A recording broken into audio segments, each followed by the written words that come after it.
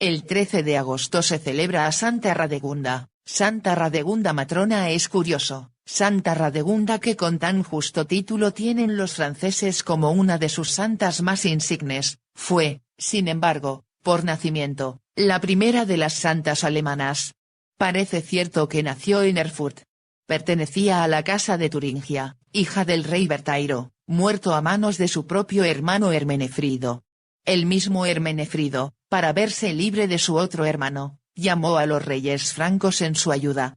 Y, en efecto, también Baderico, que así se llamaba, murió.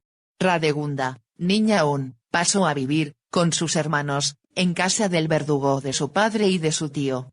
Pero los reyes francos se quejaron de no haber recibido lo que se les había prometido, y estalló la guerra. Los turingios fueron subyugados y Radegunda y sus hermanos llevados cautivos. Esto iba a cambiar por completo la vida de Radegunda. La niña era muy bella, y, después de disputársela ásperamente a su hermano Thierry, Clotario la envió a su villa de Adries. Allí recibió una sólida formación moral y una cierta cultura. Hasta que, hacia el año 536, Clotario, viudo después de la muerte de la reina Ingonda, decide contraer matrimonio con su cautiva. Ella se resiste, y hoy nos parece lógico. Tenía que resultarle duro convivir con el dominador de su propia patria, mucho mayor en edad que ella, poco hecho a la idea de una monogamia estricta. La joven princesa escapó, pero fue encontrada y llevada con buena escolta a Soissons, donde se celebró el matrimonio. Se ha pretendido que Radegunda consiguió guardar su virginidad después de casada. Difícil, prácticamente imposible, resulta esto conociendo el temperamento brutal de Clotario. Lo que sí es cierto es que la reina continuó en palacio viviendo una intensa vida espiritual, rezando el oficio, pasando noches enteras en la oración. Un día la convivencia con el rey se hizo muy difícil, su patria, la Turingia, se había sublevado. El hermano de Radegunda, que vivía en la corte de Clotario, fue ejecutado en represalias. Clotario, que toda su vida demostró estar profundamente enamorado de Radegunda, supo, sin embargo, hacerse cargo y la dejó marcharse. Resultaba duro a la reina vivir con quien había ordenado la muerte de su propio hermano.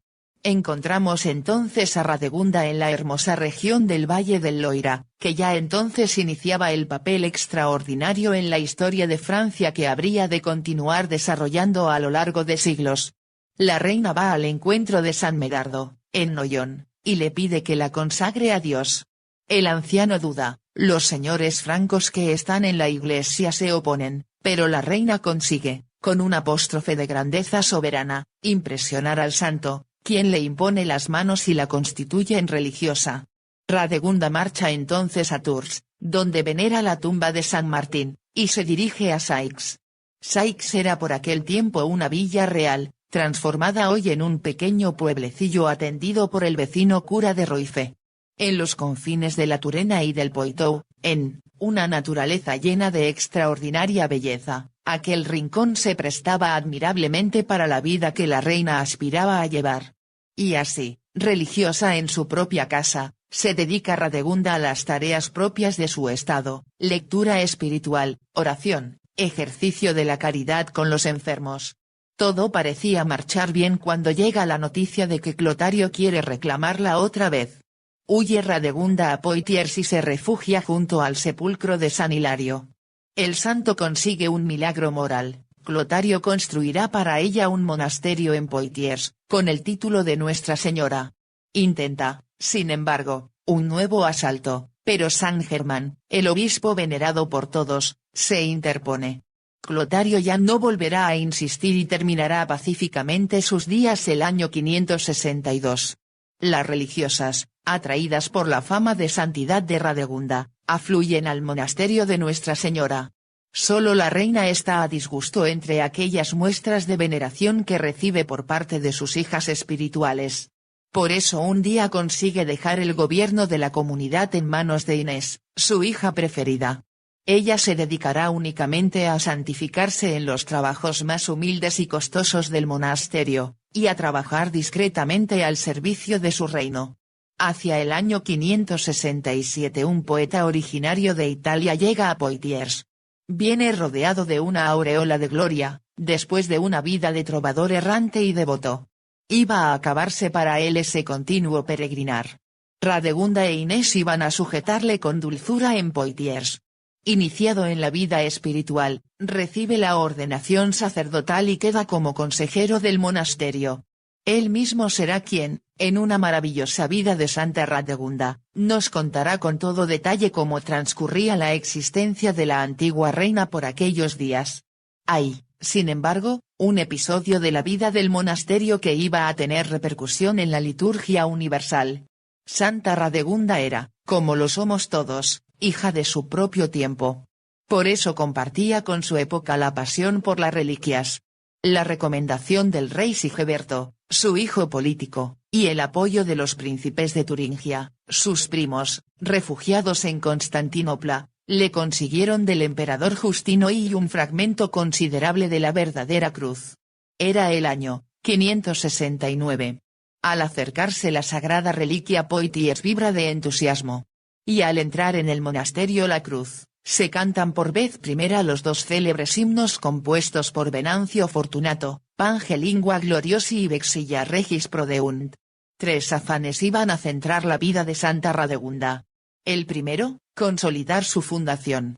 Ya con ocasión de la entrada de la verdadera cruz el obispo había mostrado su desdén hacia el monasterio, marchándose ostensiblemente de la ciudad, sin querer intervenir en la ceremonia. Apuntaba, por consiguiente, un peligro al que Radegunda quiso poner remedio oportunamente. No vaciló para ello en abandonar su convento, que había tomado el nombre de Santa Cruz después de la llegada de la reliquia, y hacer un viaje a Arles, para estudiar sobre el terreno la regla que 50 años antes había escrito San Cesario, para las religiosas de San Juan, agrupadas en torno a su hermana mayor Cesarea. La abadesa la recibió, pues iba acompañada de Inés, la superiora de Santa Cruz, con encantadora caridad y les proporcionó todos los datos que querían. A la vuelta a Poitiers Radegunda puso por obra su plan, sustraer el monasterio a la autoridad del obispo diocesano, colocándole bajo otro que fuese superior. Y, en efecto, sometió las reglas del monasterio a la firma de 7 obispos, de los que 5 de ellos pertenecían a la provincia de Tours. Basándose en el valor personal que entonces solían tener las leyes, y teniendo en cuenta que cada uno de estos obispos tenía religiosas que eran, en cierto modo, súbditas suyas en el monasterio, la regla aparecía como obligatoria para cada una de ellas en virtud del mandato de su propio obispo. Como, por otra parte, esa regla era la de San Cesario de Arles, e Inés había recibido la bendición de San Germán, obispo de París, nadie podía alegar una jurisdicción exclusiva sobre el monasterio y éste podía considerarse lo que hoy llamaríamos exento. Quedaba un segundo afán, consolidar la vida interna del monasterio. Los testimonios contemporáneos son elocuentes. Santa Cruz reunía entonces dentro de sus muros 200 monjas que llevaban una vida ejemplar y santa, salmodia, trabajo de la lana, copia de manuscritos, lectura, meditación, etc. Radegunda miraba aquel cuadro complacida. Según una de sus religiosas solía decirles ya al final de su vida, yo os he escogido, hijas mías, y vosotras sois mi luz, mi vida, mi reposo, toda mi felicidad. Vosotras sois mi planta predilecta. Bien es verdad que esto no se logró únicamente con leyes, sino muy principalmente con la ejemplaridad de su vida. Venancio Fortunato nos ha apuntado, con el realismo de aquella época de sencillez, la humildad con que la santa se dedicaba a las tareas más repugnantes del monasterio, las horas que pasaba en la cocina, el rigor con que observaba la clausura. Faltaba el cuidado de una tercera tarea. Esa estaba fuera del monasterio, y pertenece más bien a la historia general de Francia. Señalemos, sin embargo, que la reina viuda no se desentendió de la suerte de su pueblo. Conservó siempre una influencia grande en las familias entonces reinantes. La paz entre los reyes, esa es mi victoria, declaraba ella con sencillez.